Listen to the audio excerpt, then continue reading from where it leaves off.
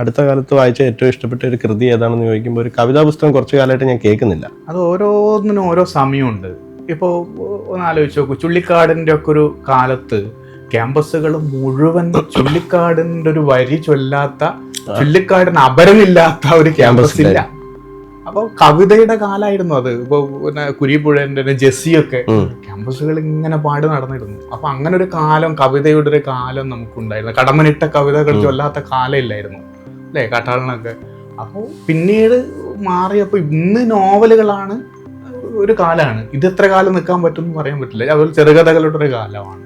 അപ്പോൾ ഓരോന്നിനും ഓരോ നേരത്തെ കവിതകൾ ഇല്ല എന്ന് പറയാൻ പറ്റില്ല. നമ്മൾ തമാശക്ക് പറയുമല്ലോ, ഒരു ബസ് സ്റ്റാൻഡിൽ നിന്നിട്ട് കവി എന്ന് വിളിച്ചാൽ ബസ് സ്റ്റാൻഡിൽ 100 പേരുണ്ടെങ്കിൽ 99 പേരും തിരിഞ്ഞു നോക്കും എന്നൊക്കെ തമാശ.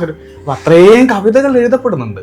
എന്നാൽ എനിക്ക് തോന്നുന്നു അത് കവിതകളെക്കാൾ ഇപ്പോൾ ആളുകൾ വായിക്കാൻ ഒരുപക്ഷെ ഇഷ്ടപ്പെടുന്നത് നോവലുകളും കഥകളും ആയതുകൊണ്ടായിരിക്കാം. എന്നാൽ ഇതും എല്ലാ കാലത്തും നിലനിൽക്കാൻ ഓരോന്നിനും ഓരോ സമയം ഉണ്ടായിരുന്നു എന്നാണ് എൻ്റെ അടുത്ത് തോന്നുന്നത്. അല്ലെ, ക്യാമ്പസുകൾ ഇപ്പോഴും ചുള്ളിക്കാടിന്റെ ഒക്കെ കവിത തന്നെയല്ലേ ചൊല്ലുന്നത്? എനിക്ക് തോന്നുന്നു അങ്ങനെയല്ല, വല്ല വെള്ളടി പാട്ടുകളും വളരെ ചുരുക്കമാണ്.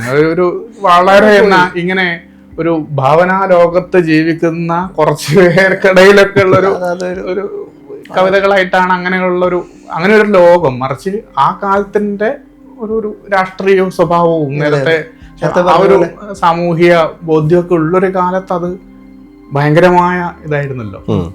മുദ്രാവാക്യങ്ങളുടെ ഒരു കാലത്തായിരുന്നു. ചുള്ളിക്കാടിന്റെ വരിയില്ലാത്ത ഹോസ്റ്റലിന്റെ ഏതെങ്കിലും ഒരു മുറി നമുക്ക് സ്വപ്നം കാണാൻ പറ്റുമായിരുന്നു ആ കാലത്ത്. അങ്ങനെ ഒരു ഇന്നതിൻ്റെ ഒരു മാറി. ഇപ്പൊ ആളുകൾ നോവലിലെ വരികൾ പല സ്ഥലത്തും കോട്ട് ചെയ്യുന്നു, പറയുന്നു. സോഷ്യൽ മീഡിയ എടുത്ത് നോക്കിയാൽ മതി, ഭൂരിപക്ഷം നോവൽ വരികളും ഇതൊക്കെ വരുന്നു. അപ്പോൾ ഓരോന്നിനും ഓരോ സമയമുണ്ട്. ഇന്ന് അതിന്റെ കാലമാണ്. ഇത് ചിലപ്പോൾ മാറി വീണ്ടും കവിതകൾ തന്നെ കടന്നു വരാം. അങ്ങനെ കവിതകളും എഴുതപ്പെടുന്നുണ്ട്. മറ്റേതൊരു കാലത്തേക്കാളും കവിതകൾ ഒരുപാട് എഴുതപ്പെടുന്നുണ്ട്. ചിലപ്പോൾ സെലിബ്രേറ്റ് ചെയ്യപ്പെടുന്നില്ല. ഈ പറയുന്ന മുദ്രാവാക്യ സ്വഭാവത്തിന് വളരെ സൂക്ഷ്മമായ അനുഭവങ്ങളിലേക്ക് കവിത മാറിയിട്ടുണ്ട്. അപ്പൊ അത് നമുക്ക് ഇങ്ങനെ ചൊല്ലി പറഞ്ഞു നടക്കാനോ അല്ലെങ്കിൽ പാടി നടക്കാനോ തോന്നുന്നത്. ചൊല്ലും നോക്കിയപ്പോ എനിക്ക് തോന്നുന്നു മുരുകൻ, കാട്ടാക്കടകളെ, രേണുകയൊക്കെ എപ്പോഴും പുതിയ കവിതകൾ ആ സ്വഭാവത്തിലല്ല നിൽക്കുന്നത്. അഭിമുഖത്തിന്റെ പൂർണ്ണരൂപം കാണൂ നരേറ്റീവ് യൂട്യൂബ് ചാനലിൽ.